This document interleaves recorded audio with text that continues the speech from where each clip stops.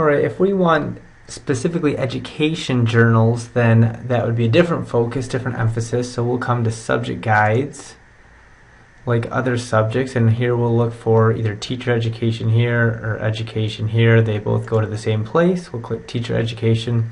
Here we have education specific databases. So these databases would all be searching for journals or other resources, but primarily journals that will focus on education. And in fact, our library staff has focused, and specifically our our education liaison librarian, Gina, has gone through and focused on what are the best databases and has found that this one is the best, and then the second and third, generally speaking, for your research. So we'll just highlight the first one, but know that there's other ones you can try as well.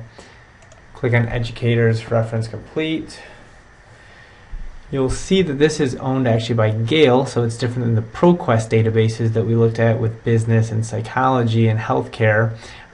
So there are some notable differences, but there are a lot of similarities as well. We'll start by searching for a keyword, and we'll do the phrase weight management. Since we use in quotes, it'll find that exact phrase.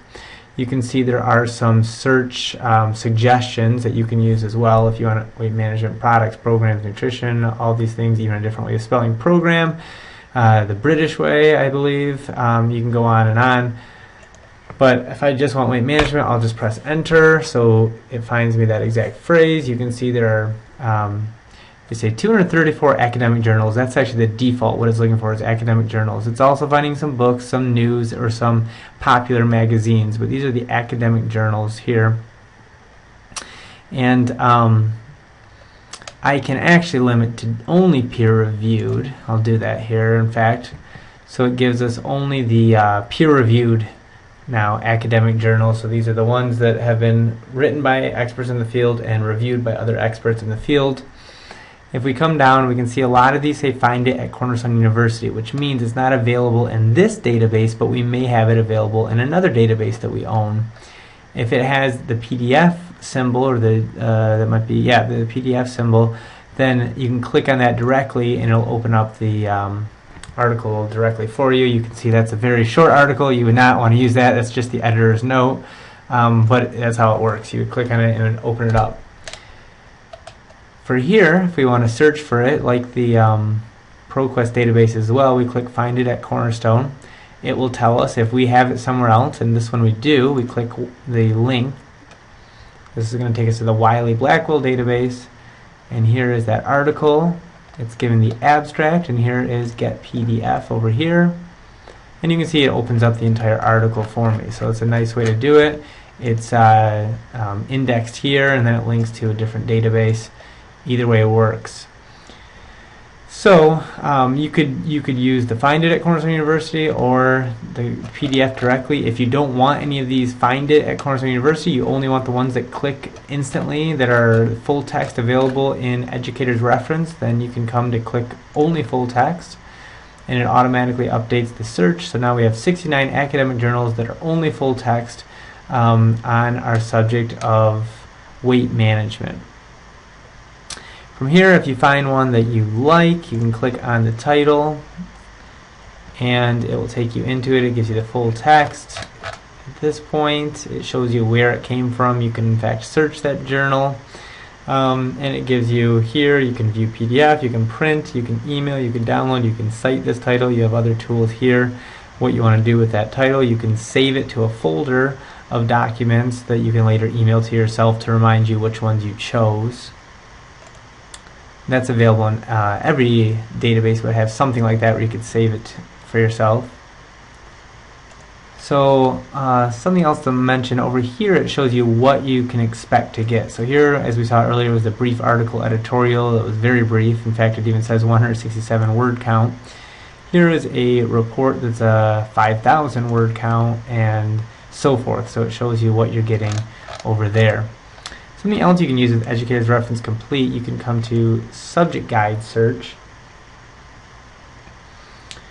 And here, this works a little different. It's not a keyword search, but it's looking for subjects. So if I just type in the word weight, let's say, and you can see it gives some options again, but I just type in weight, it's going to give me all the subjects that start with weight. So weight mass, weight physics, weight control clinics, weight control exercises, weight gain, weight judgment, and so forth. Now, you can see it doesn't use that weight management.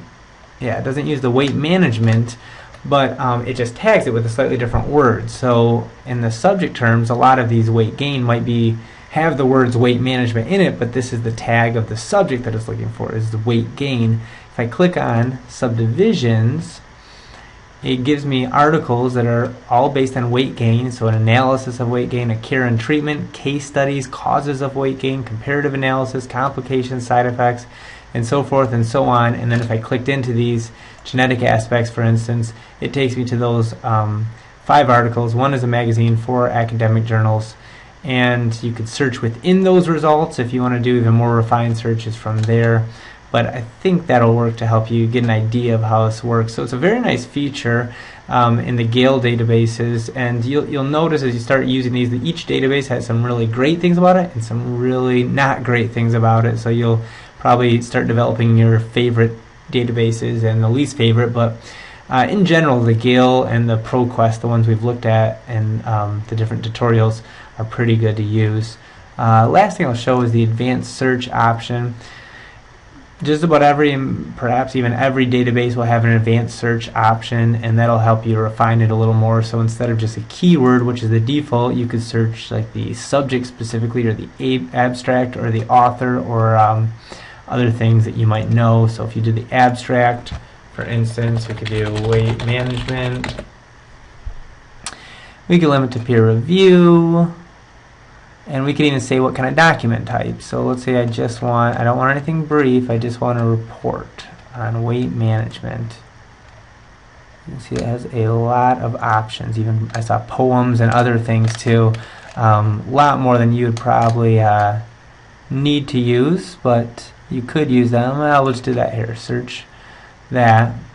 And here we have 30 things that came up with it. It has the word weight management in the abstract somewhere. It's a report, and it's peer-reviewed, and so you can see this is a totally different angle of weight management. It's talking about the educator's reference. These are probably going to deal with education issues or teaching issues within weight management. The psychology databases are going to deal with the psychological issues of it. The healthcare would deal with maybe the administration or organizational aspects of those subjects. So it all depends on what database you're using. Whereas Summon Power Search, which is highlighted on our website, it's going to search all of those databases at once. So it's a bit of a hodgepodge. So as you get more advanced and a little more familiar with researching, you're probably going to use Summon Power Search less and less, and you'll use the databases more and more. And that's it.